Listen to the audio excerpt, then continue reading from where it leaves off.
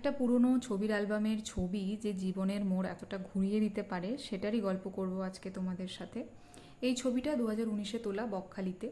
Hello বন্ধুরা, আমি সায়ন্তিনী, আর এই ভিডিওতে আমার পাশে যাকে দেখছো ও আমার বোন অ্যাডভোকেট শুভশ্রী।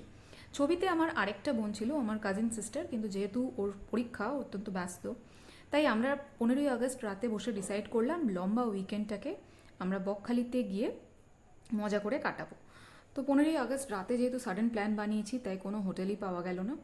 ইচ্ছে ছিল বকখালির পার্শ্ববর্তী জম্মু দ্বীপ, তারপরে কার্গিল বিচ এবং ফ্রেজারগঞ্জের যে ওয়াচ টাওয়ার, এগুলোকে এক্সপ্লোর করব, কিন্তু তা তো হলোই না। অত্যন্ত খারাপ একটা এক্সপিরিয়েন্স হলো, সেটা তোমাদের সাথে ধীরে ধীরে শেয়ার করব আমি।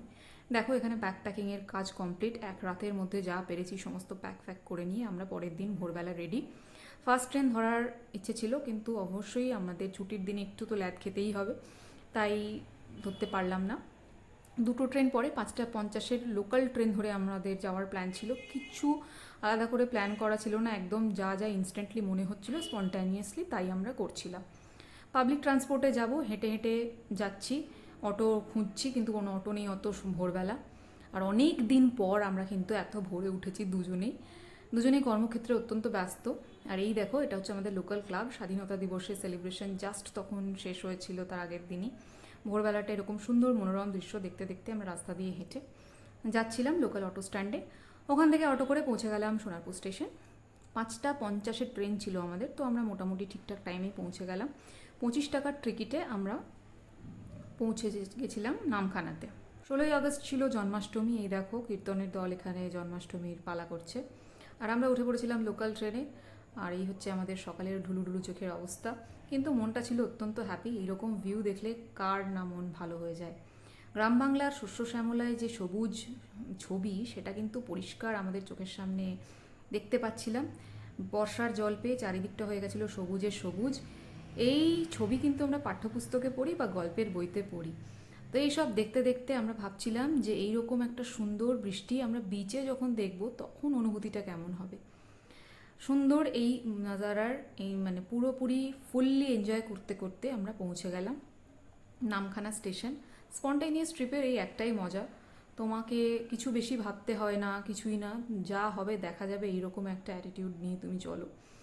তো আমরাও সেরকমভাবেই যাচ্ছিলাম, প্রত্যেকটা মোমেন্টকে এনজয় করতে করতে আমরা ট্রেন রাইডটাকে পুরোপুরি উপভোগ করলাম। কিন্তু নামখানা স্টেশনে নেমে যে ভিড়টা আমরা দেখলাম, যেন মনে হচ্ছিল পৃথিবীর সমস্ত লোকই কিন্তু নামখানা যাচ্ছে। নর্মাল সময় এখানে বকখালির দিকে ভাড়া নেয় 30 থেকে 50 টাকা। আমরা একটা পুরো টোটো বুক করেছিলাম এবং ভাড়া নিয়েছিল 350 টাকা। আর দেখো, পৃথিবীর সব লোক যাচ্ছে বকখালিতে, এই নিয়ে আমরা মজা করছিলাম। হঠাৎ করে ঝমঝমিয়ে নেমে গেল বৃষ্টি, আবারও একটা অপূর্ব সুন্দর দৃশ্য চারদিকে। আর আমরা তো আর ওয়েট করতে পারছিলাম না যে কখন আমরা গিয়ে পৌঁছবো বকখালি বিচে, সমুদ্রের মধ্যে বৃষ্টি দেখব। এই ছবিটা 2017-র ছবি। এটাকে রিক্রিয়েট করার জন্য আমি টোটোর দাদাকে বললাম যে তুমি একটা মাইলস্টোন দেখে দাঁড়ালো একটা মাইলস্টোন দেখে আমি একটু চট করে ফটো সেশন করে নিলাম। পুরনো স্মৃতি অনেক কিছু ভেসে বেড়াচ্ছিল চোখের সামনে। টোটো দাদা বললো যে ওকে আবার একটা প্যাসেঞ্জার নিয়ে যেতে হবে স্টেশন থেকে, তাই আমি আর ওকে বেশিক্ষণ দাঁড় করালাম না। পৌঁছে গেলাম বকখালিতে। একটু খোঁজাখুঁজির পরে একটা ভালো হোটেলও পেয়ে গেলাম। বেশিক্ষণ খুঁজতে হয়নি। হোটেলটার নাম ছিল bay view tourist lodge. Double occupancy room ছিল এবং রুমের ভাড়া ছিল 2026 টাকা ইনক্লুডিং জিএসটি। নিচে খুব সুন্দর লন ছিল, একটা স্পেশাস একটা টুরিস্ট লজ। আমরা খুঁজছিলাম সুইমিং পুলওয়ালা হোটেল, কিন্তু বকখালিতে এরকম হোটেল খুব কম সংখ্যকই আছে এবং আমাদের চোখে একটাও পড়েনি ততক্ষণে, তাই আমরা এটাই ডিসাইড করলাম এখানে থাকবো। আর এটা আরেকটা ভালো ব্যাপার হচ্ছে, নিচে একটা রেস্টুরেন্ট ছিল যেটাতে খুব ভালো খাবার দাবার পাওয়া যাচ্ছিল। আমরা আবার বেশিক্ষণ ধৈর্য ধরে রাখতে না পেরে চটপট রেডি হয়ে গেছিলাম, যাচ্ছিলাম বিচের দিকে। বিচে গিয়েই কিছুক্ষণের মধ্যে আমাদের সাথে ঘটে যায় কিছু খুব অপ্রত্যাশিত ঘটনা, যেটা আমরা একদমই এক্সপেক্ট করিনি এবং খুবই আনফর্চুনেট ঘটনা ঘটে যায়, যেটা আমি তোমাদের পরবর্তী ব্লগে জানাবো। তো হে গাইস, এখন আমরা যাচ্ছি বিচে, আর আমার মেজাজটা হয়ে গেছে পুরো পরে। বিচে গিয়ে 100টা ছবি তুলবো, সারা বছরের ডিপি সাপ্লাই নিয়ে নেবো। Full utilisation of a 3 days holiday. And weather দারুণ আছে আজকে।